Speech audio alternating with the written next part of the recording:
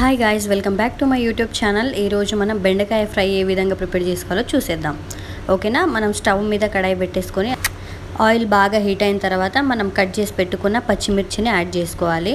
ఒక 6-5 పచ్చిమిర్చిలను కట్ చేసుకొని వేసుకుంటే సరిపోతుంది.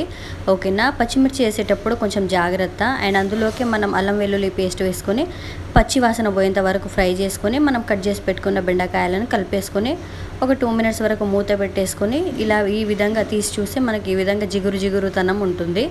ఈ విధంగా జిగురుతనం పోవాలంటే మనకి లాస్ట్ వరకు పోతుందండి. ఈ విధంగా దీని తర్వాత ఏంటంటే స్టెప్, టమాటాలు మనం కట్ చేసుకొని పెట్టుకున్న టమాటాలు యాడ్ చేసుకొని అందులోకి పసుపు, కారం, ధనియాల మెత్తి పొడి అండ్ దాంతోపాటుగా మనకి టేస్ట్కి సరిపడా ఉప్పు అండ్ కొబ్బరి పొడి, ఈ ఇంగ్రీడియంట్స్ మొత్తం బాగా పట్టేంత వరకు మనం బాగా కలుపుకోవాలన్నమాట. ఈ విధంగా బాగా కలిపేసుకోవాలన్నమాట. ఒక్కసారి మూత పెడితే మళ్ళీ కర్రీ రెడీ అయిపోయిన తర్వాతనే తీస్తాం కదా. ఈ విధంగా బాగా కలిపేసిన తర్వాత మూత తీసి చూస్తే మనకి కూర మొత్తం దగ్గర పడి మనకి బెండకాయ ఫ్రై రెడీ అయిపోతుంది.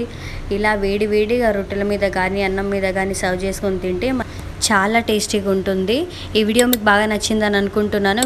Please do subscribe my channel. Bye bye.